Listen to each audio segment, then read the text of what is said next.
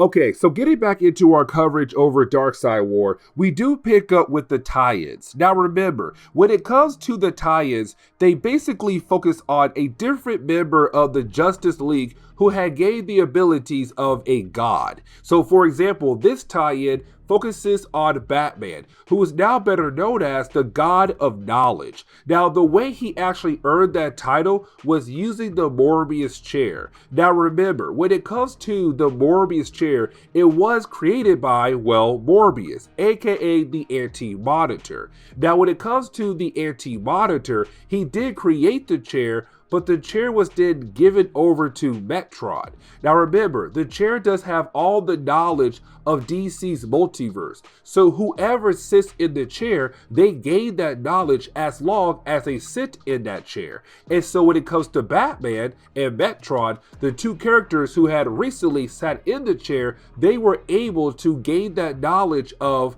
the DC multiverse. The problem is though, as soon as you leave the chair, you might lose everything you learned from the chair about the DC multiverse. Now with that being said, when it comes to Batman, as soon as he sat in that chair, like I said earlier, he gained all knowledge of DC's multiverse. But also he felt like with the chair, he could become a better Batman. A Batman out there in Gotham City 24/7 to make sure Gotham is now a perfect and safe place to live in. And so getting into this tie-in, we actually do pick up with Batman arriving back into Gotham City. Now, here's the thing. We could technically say that it has been a couple hours, or at least a couple hours, most likely a couple days, since Batman became the God of Knowledge. Either way, when he does arrive into Gotham City, he goes and finds Jim Gordon. Now, here's the thing, because it leads into an actual argument between these two characters. The reason why? Because Jim says Batman is over flooding the actual justice system of Gotham City. What Batman is doing right now is going around and collecting different criminals who has not committed crimes just yet. And what I mean by that is he says that he's tapped into people's minds. And so if they actually think about doing something, Batman goes and grabs them. But on top of that, because the chair has knowledge of the entire DC multiverse, it also has knowledge of human nature. And so what Batman is saying right now is that he is able to go around Gotham City and determine when somebody might do something bad down the road because of their nature. And so this is him saying, why would I let someone who could possibly do a crime 10 days, 10 years down the road when I can go ahead and lock them up? And so right now, when it comes to Gotham's justice system, it's being flooded with just people who have not committed crimes. And so for Jim, he's telling Batman, that's not fair. What you're doing right now is judging someone before they actually done something at all. And the thing is, even though that chair is telling you right now that human nature for a specific kind of person might lead them in that pathway, you don't know, they could technically change. But for Batman, it's more of, why would I risk that when I can go ahead and just grab them and lock them up? And then Gotham can stay safe and sound. But what Jim is also saying is that no matter what you do, when it comes to human nature, no matter what, there's still going to be crime. There's still going to be war, no matter what you do. Now, this is Batman still thinking that with the chair, that he can end all of that across the board. Just right now, starting with Gotham, and then hopefully grow out into other areas of the world. But then you have Jim ask Batman, hey, the chair you have right now, did it come from an area where there's no more war, where there's no more crimes, that everybody is peace and happy and everything? And you have Batman say, no, the chair did not come from a world like that at all. And so you have Jim say, that's my point. No matter what you do, there is always going to be war in some kind of way. And so then you have Batman leave, but it's Jim saying you have to realize what you're doing right now currently is only making things worse. But the first example of Batman kind of doing that is when we pick up with some random guys who are currently thinking about robbing some kind of bank or store or whatever, who knows. Either way, they plan to make a huge chunk of money, except that is the moment Batman appears. And when Batman appears, once again, it's currently Batman right now saying that you guys are going to go ahead and go to jail and turn yourselves in. Now, here's the thing. They have not committed any crimes at all yet.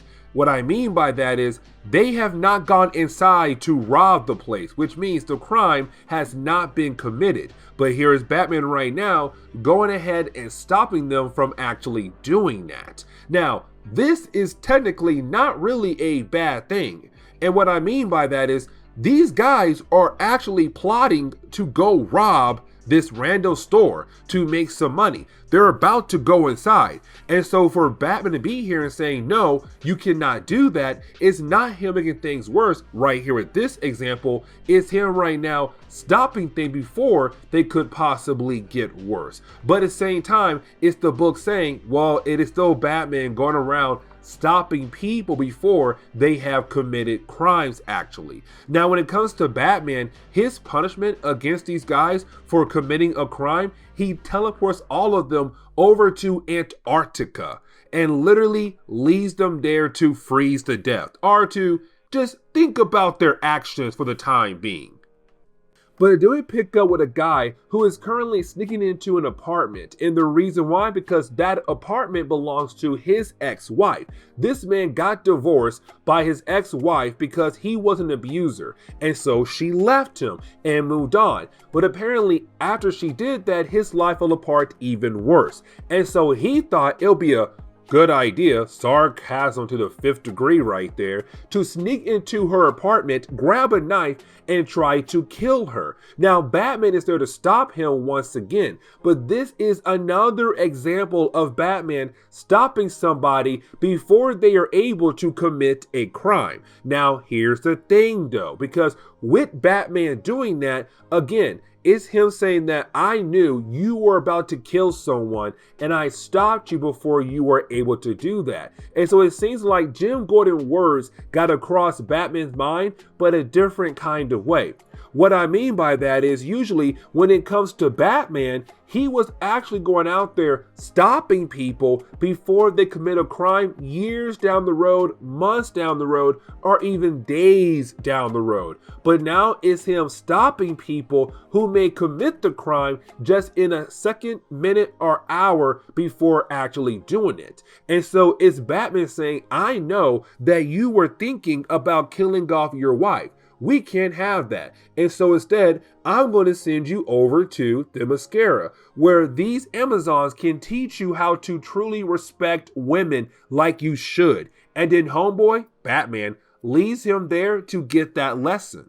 But after doing that, you then have Batman go over to Crime Alley. Now, when he goes there, he tells the chair to replay a certain moment. Now, if you know your Batman history, you already know what that moment is going to be. It's when the Waynes were killed off by Joe Chill. This was the moment that led into Bruce Wayne becoming Batman.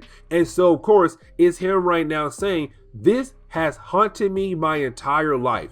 And I feel like now I should go after Joe Chill. Now you're probably wondering, wait, is Joe Chill still locked up or is he a free man? No, Joe Chill is one of the many thugs or bad guys of Batman that is still locked up still. But it's Batman right now just going over there to literally scare the you-know-what out of Joe Chill.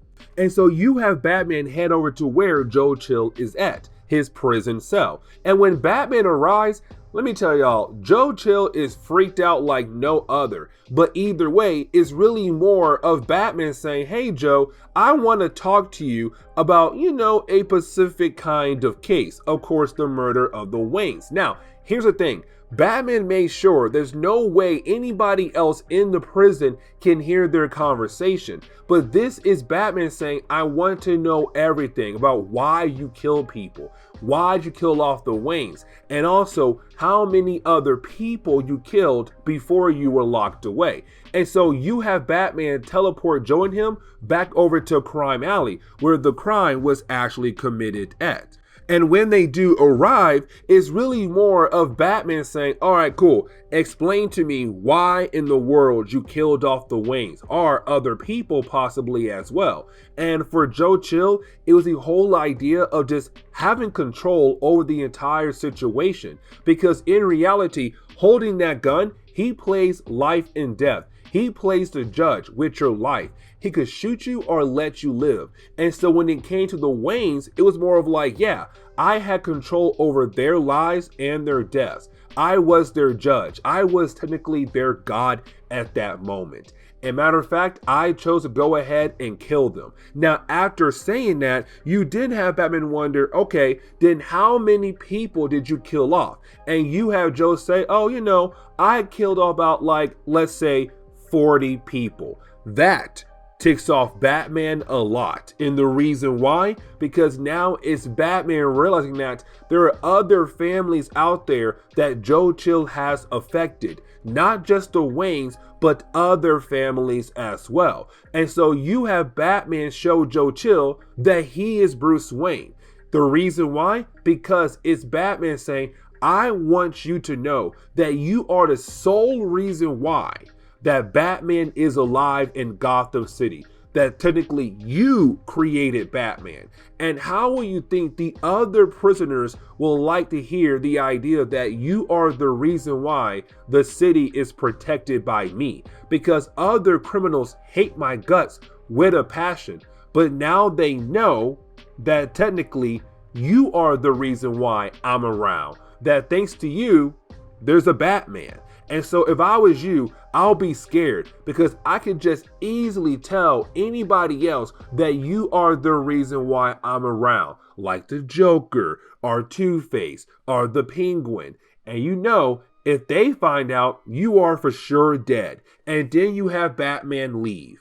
Now, you do have Batman go back over to the Batcave, and it leads into a conversation between Alfred and Batman. And this conversation is really important. And the reason why, because it's Alfred once again being somebody else that is trying to tell Batman, hey, listen, man, that chair is not good for you. Matter of fact, that chair is doing more harm than good for you. Now, here's the thing, because you have Batman tell us that when it comes to the chair, the only thing it wants to do is observe. That is it. It wants to learn and move on. And so when it came to Metron, the person who sat in the chair before Batman, that's all he did. He sat in that chair to observe different things happening across the multiverse. Besides that, he never truly got involved except like once or twice. When it comes to Batman, he's constantly getting involved. And that's the problem. The chair does not like that.